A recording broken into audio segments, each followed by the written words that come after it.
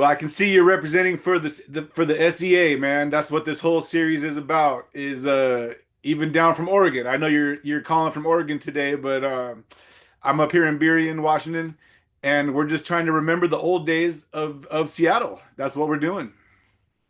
All right. Which old day in particular? That one Thursday, you remember? No, I'm just It kidding, was a man. Thursday, ladies' night. Yes.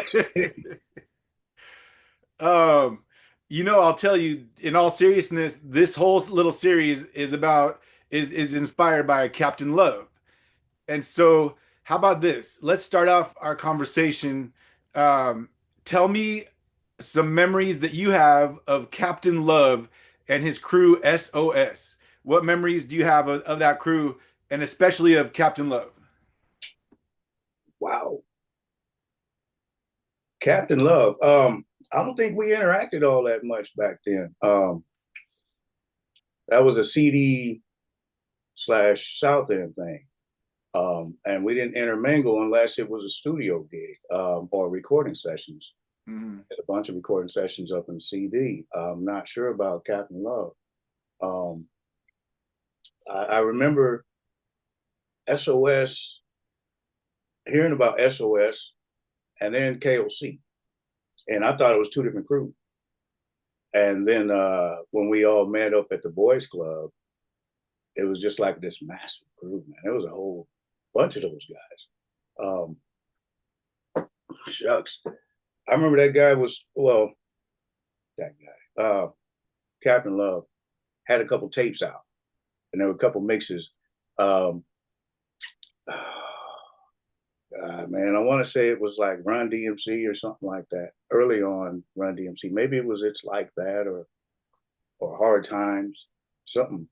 But that inspired that tape and the mix inspired a bunch of parody raps and songs because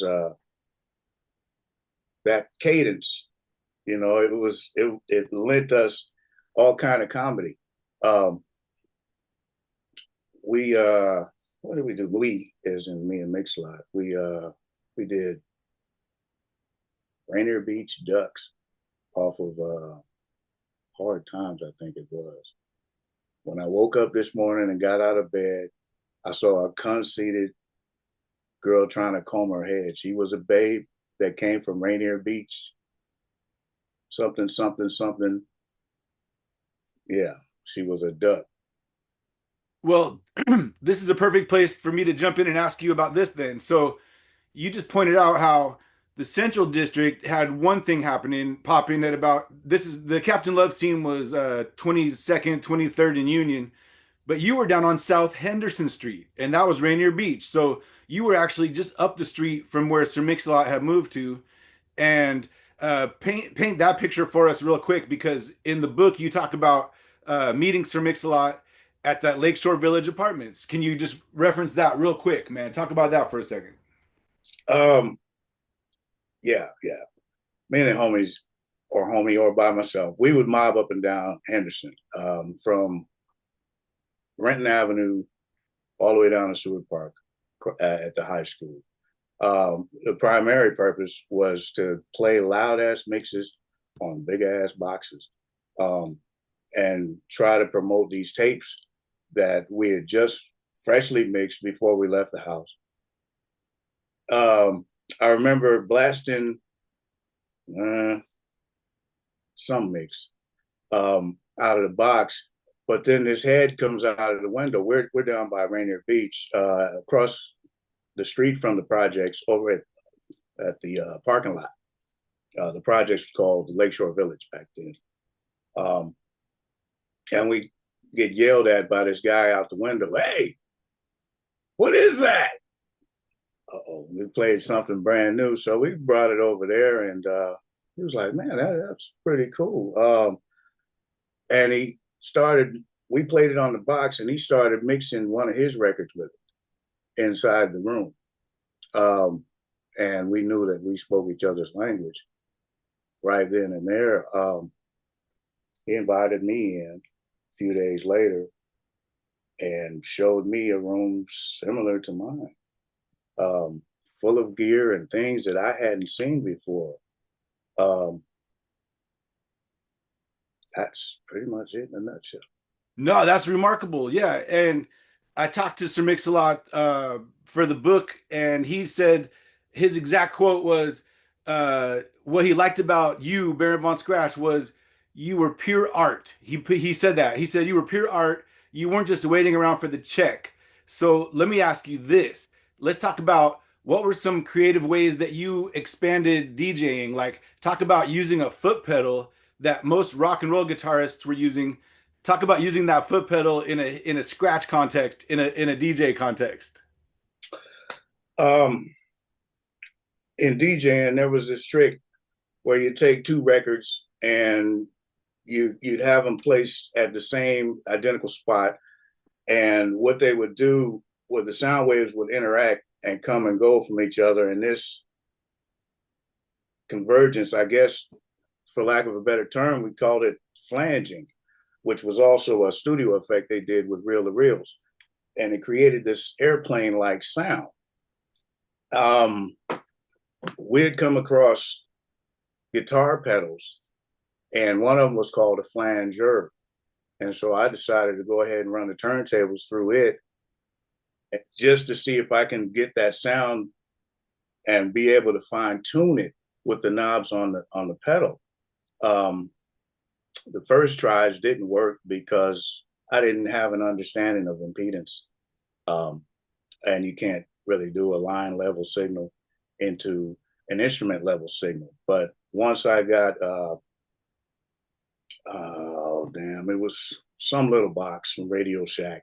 I was able to route the turntables right into it, and I'm scratching with flanges and cutting flanges. And I think we might have done that at the Boys Club too. We had a lot of stuff, a lot of auxiliary gear, production equipment, drum machines, synthesizers, an old, oh man, what was that? I think it was an Akai reel-to-reel, and it had control voltage input. Control voltage is what they use in synthesizers now to make to trigger sounds. But I was able to trigger the reel-to-reel deck with the turntable somehow. Don't ask me how, but I could probably make the connections today. We were goofing with tape. We were goofing with vinyl. Gosh, I swear there are probably 5 or 6 different gadgets that go with turntables nowadays. You'll find all on the mixer now. And these were gadgets that we had to come by in experimentation. But now it's default. Yeah, I love it, man. So in that same era, all of a sudden, like you and Mix, like you said, you're just tinkering, goofing off, sampling little samples, like playing with samplers for the first time, and like sampling short segments of, or even replaying popular melodies. Talk about the song Seven Rainier, my friend. I need you to tell me. Seven Rainy. I need some details. I need details about Seven Rainier, man. Oh, if I'd have known, I'd have dug the record out of the crate. It's is it Fearless for rocking it, but the instrumental was what the inspiration was, and Fearless for rocking it used, was it Man Machine from Kraftwerk, That was a very famous melody. Yes, the Man Machine melody. Yep. right? And so we did a version of the Fearless 4 version of Man Machine. And yeah, he sang that Seven Rainier over it.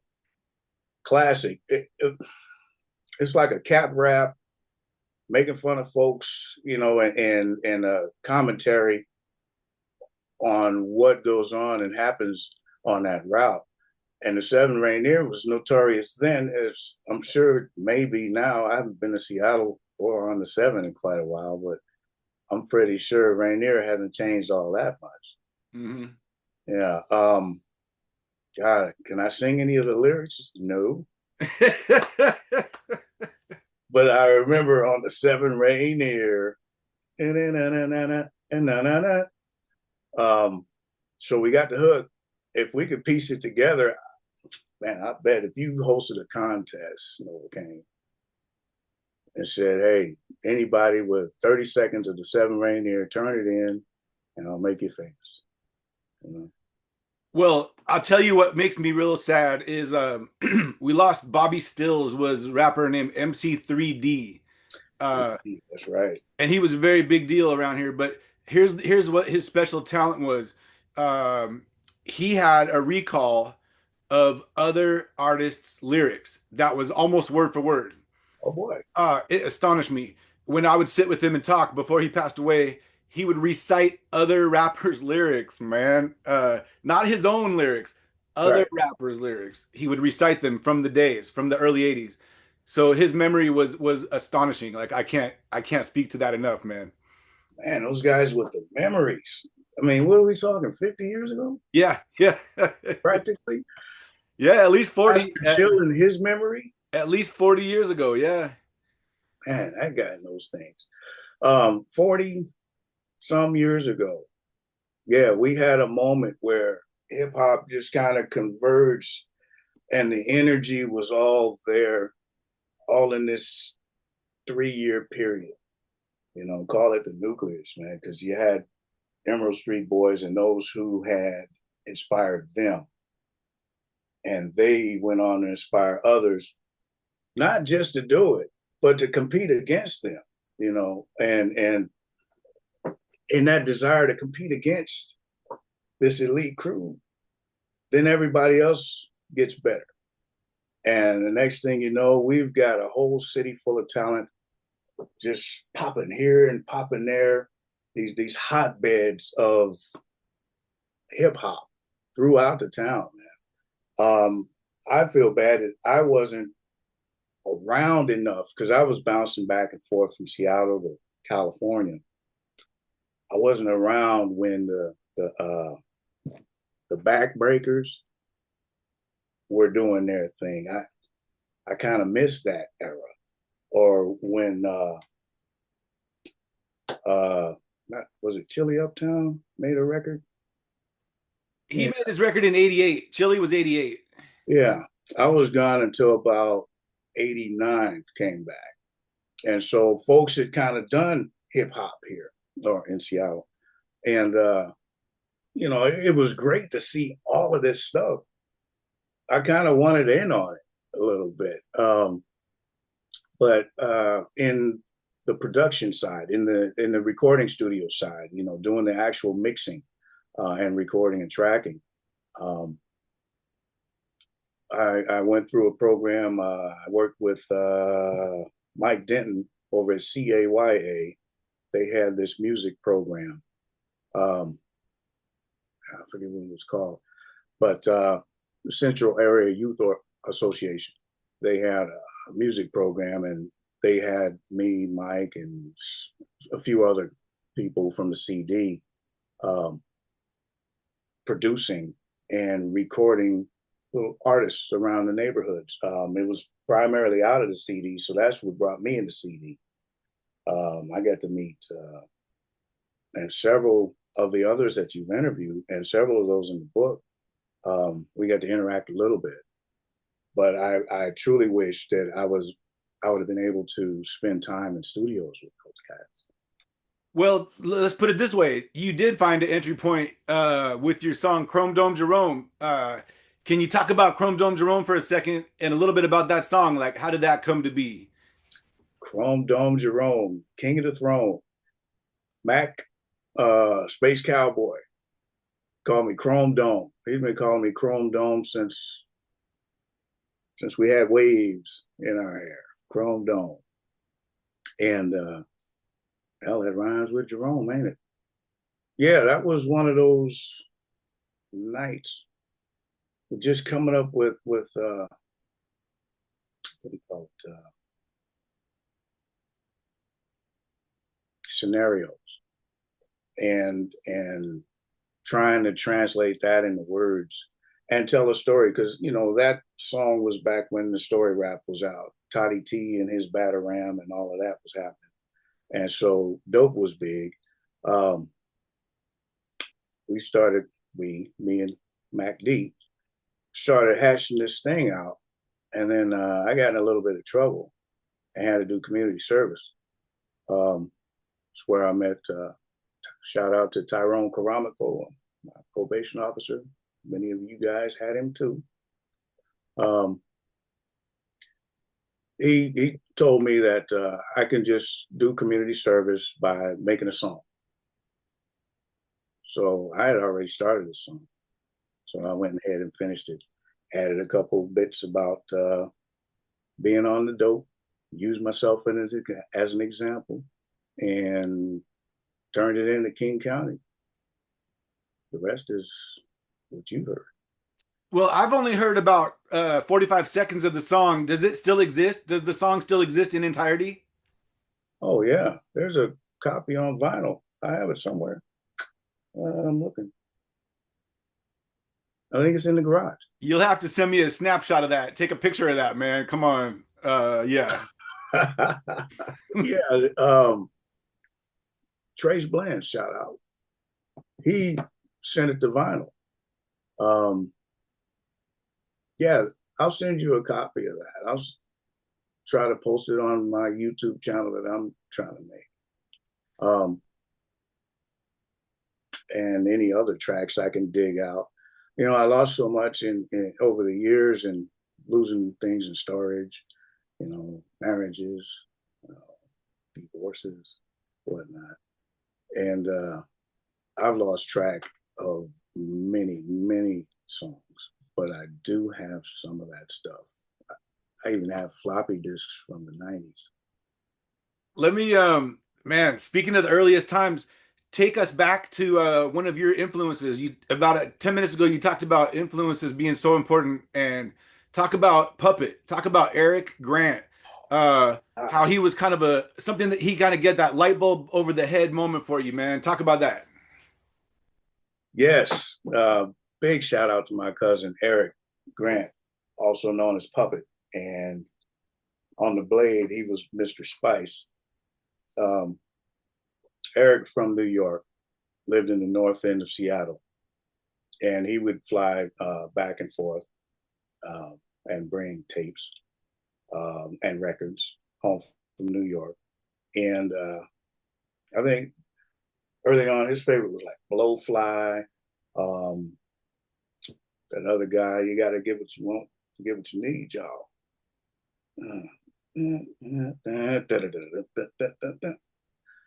Anyway, Bustin' Loose, whoever that guy was, and Fatback.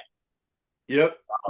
And in his room, he had two turntables and this Gemini mixer on his dresser, and he had these Fatback records and Bustin' Loose, and he was just blending them together. And I'm like, man, this is so close to being something, because it was just slightly off with the snares. The drums didn't blend together, so he would cross over and go into the next song and forget about mixing.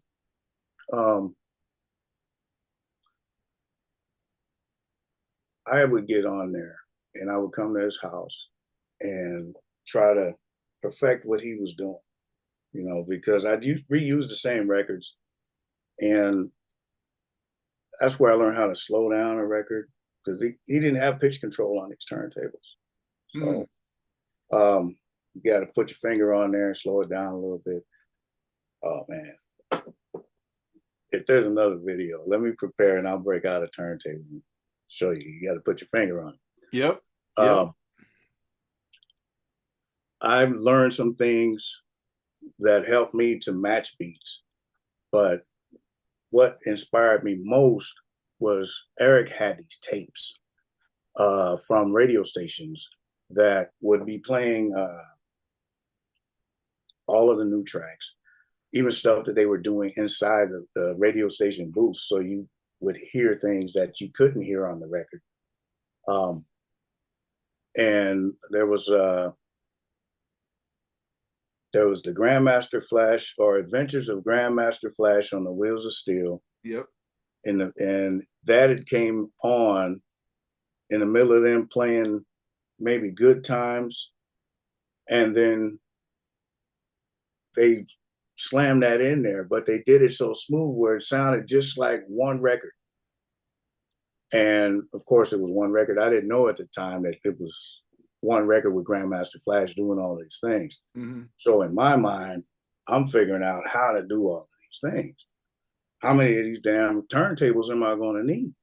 Um, Eric saw that I was serious about this thing. He just kind of goofed around with it, throwing parties and selling drinks was his thing. He didn't want to work the damn decks. So in exchange for those turntables and that mixer setup, I had to go do some DJing for him. Mind you, I'm probably 13, so I can't get in anywhere.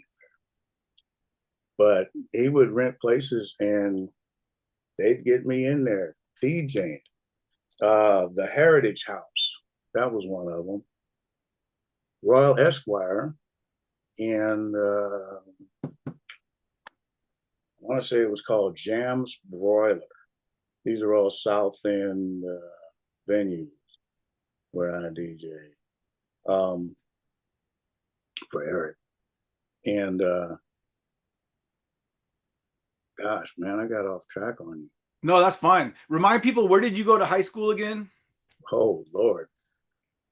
When I went to school as a student, I was assigned to Rainier Beach, assigned to West Seattle after getting suspended, assigned to Nathan Hale. But my ass was at all of the schools because I had a big ass box and a whole bunch of tapes to sell. Mm. Except for Roosevelt. Roosevelt used to run us out of there. Yeah. Mm. I think they had their own crew over there with the tapes. So we'd have to meet them on some other situation. Yeah. But the tapes was a good source of income for you. That was a pretty decent source of cash, right? Hmm. Sure.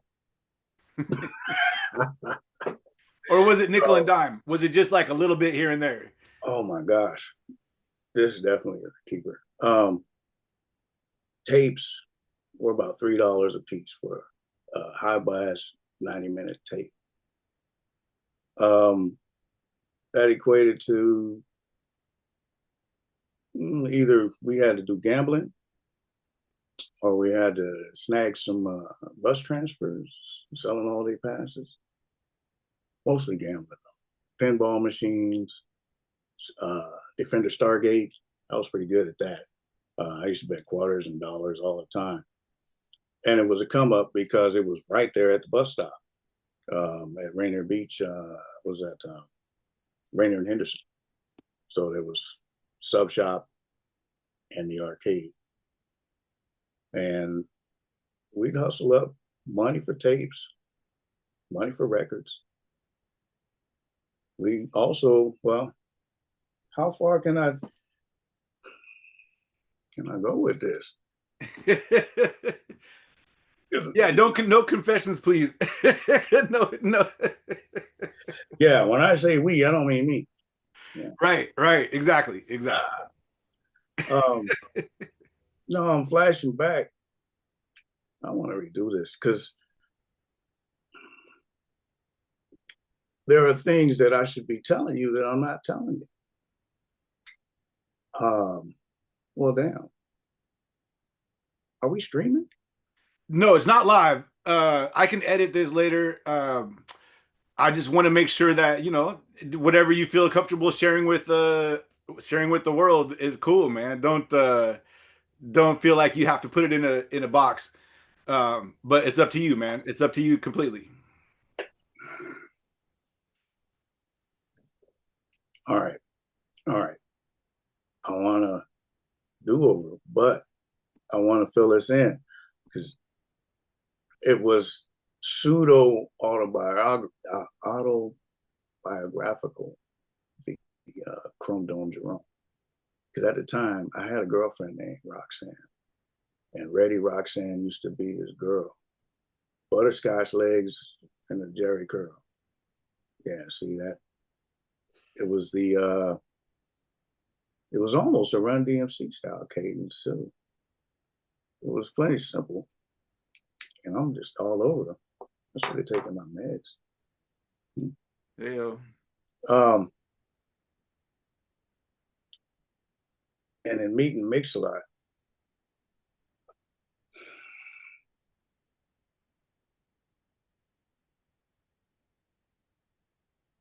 right?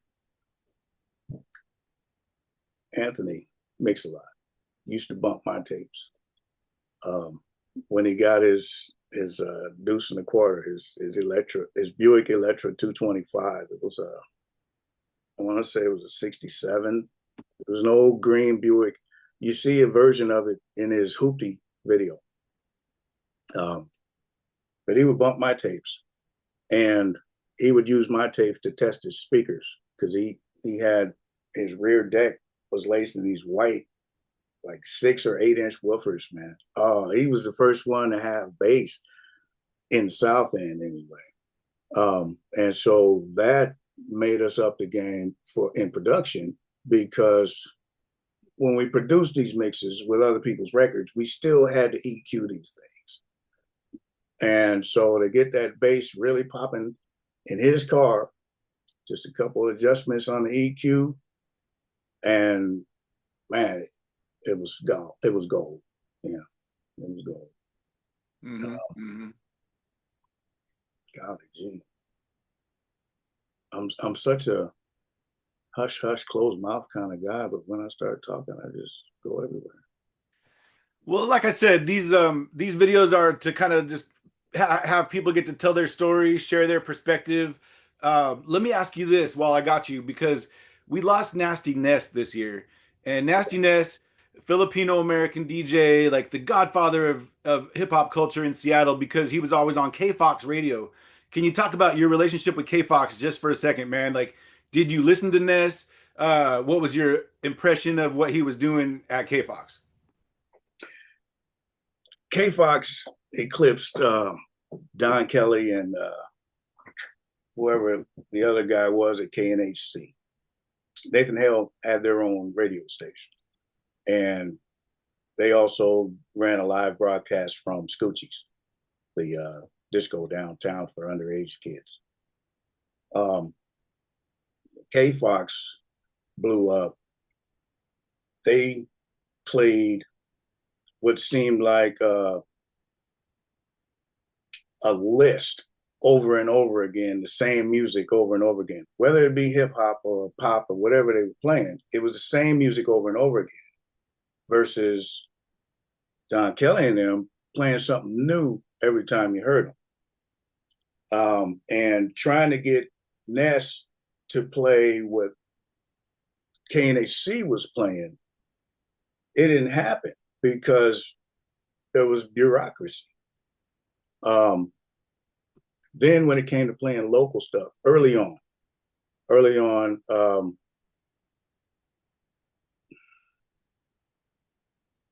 Ness was kind of gatekeeping. And what I mean by that is he would pick and choose who to play. Everybody turned in a tape. He'd pick and choose who to play.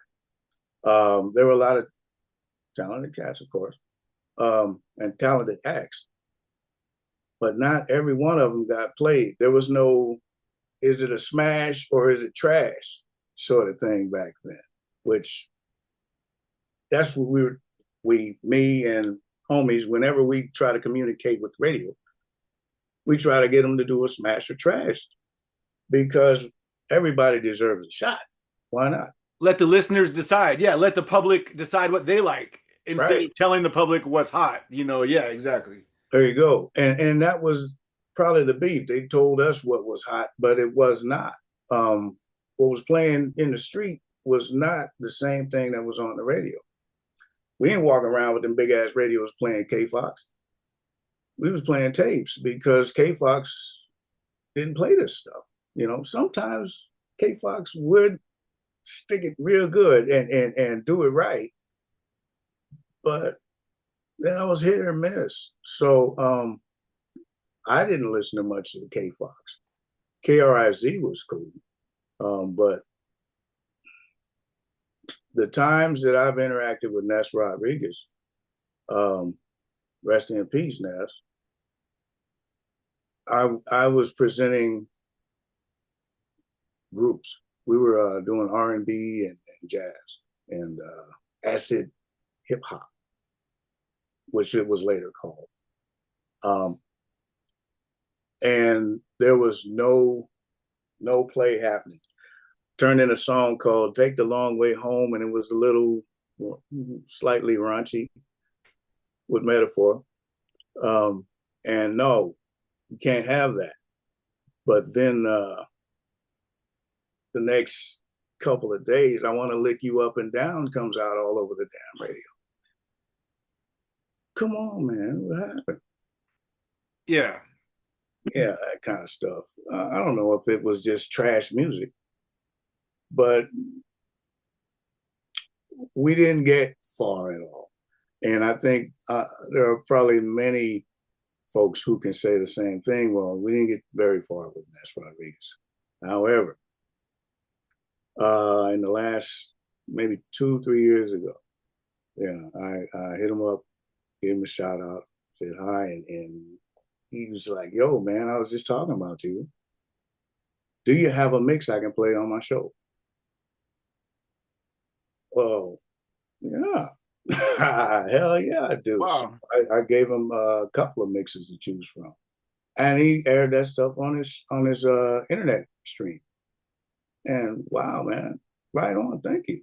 You know, so toward the last years, yeah, I guess he was no longer bound by bureaucracy. Mm-hmm. Mm-hmm. Well, man, I'm talking to Mr. Bear Von Scratch here. Do you want to have any last parting words for anybody who might be watching this that who's remembering the early days of hip hop in Seattle, man? Just a few last words, man. What would you like to say, man? I'd like to clear up one thing, maybe two things. The 4 track that y'all saw on the table with the turntables was not there to be an extra set of turntables. It was there to record the performance. It was not playing music. It's not in play mode. Also, we were not using computers to DJ. Back then, if you think about it, floppy disks were 5.5 inches and they took 30 minutes to load. We would kill a party if we loaded a floppy disk between songs.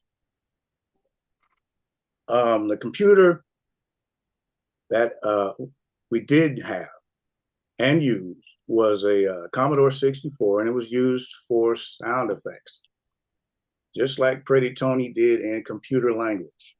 Mm. Glass breaking, car honking, the basics that were so-called advanced in space age back then.